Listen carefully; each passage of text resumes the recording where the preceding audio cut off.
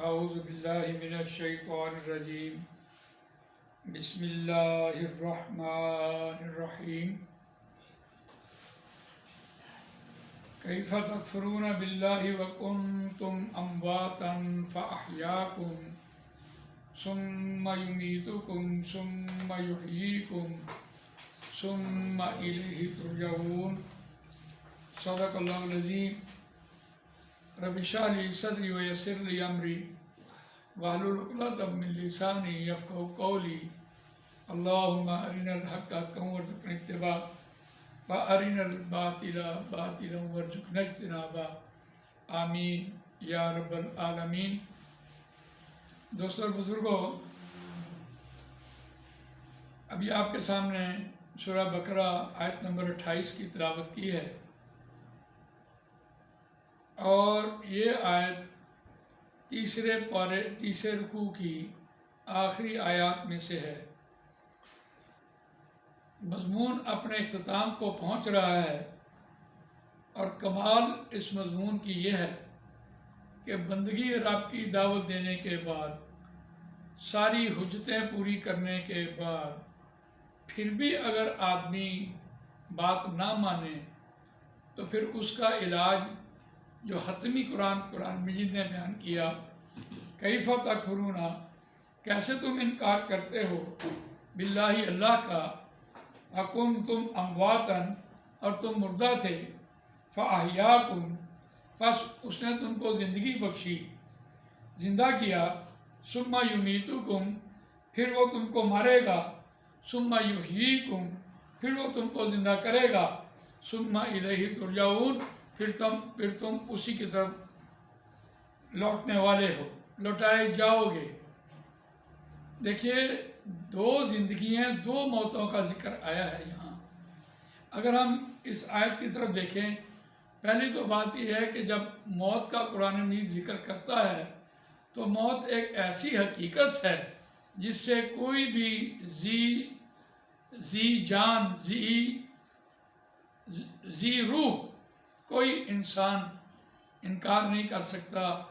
زندگی موت کی امانت ہے، اور ایک نہ ایک دن ہر انسان نے واپس جانا ہے۔ جب ایسی بات کی کوئی ایسی حقیقت، موت کی حقیقت ایسی ہے جس کا انکار نہیں کیا جا سکتا، تو اس سے مراد یہ ہے کہ اگر تم اس بات کا انکار نہیں کر سکتے تو اللہ کی کتنی بڑی نعمت ہے، تو پھر اللہ کا حکم بھی مانو۔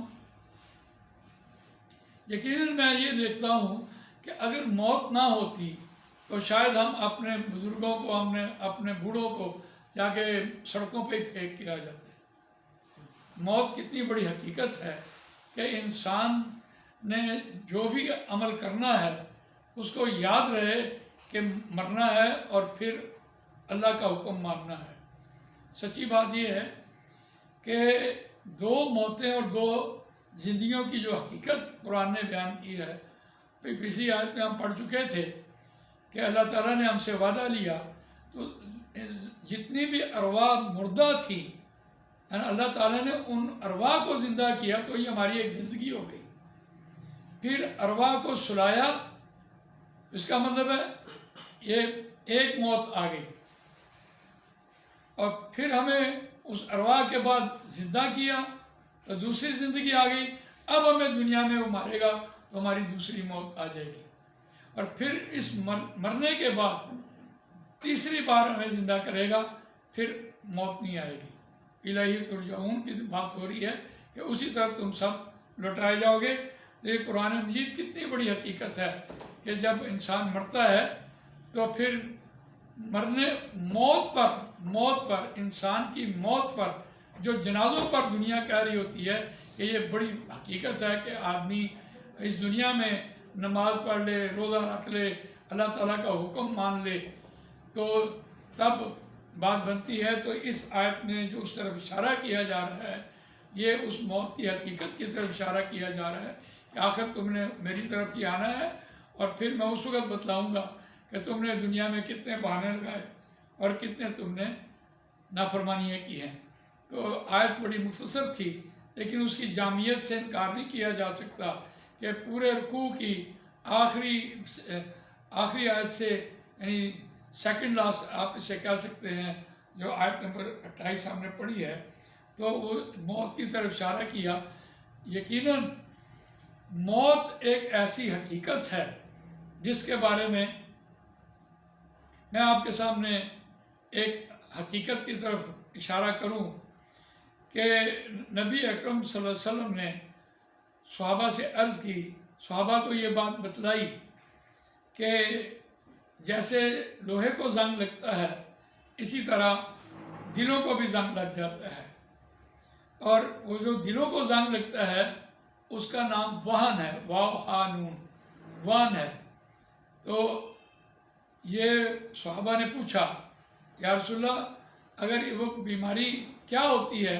آپ نے فرمایا حب الدنیا و کراہت الموت، دنیا کی محبت اور موت سے فرار۔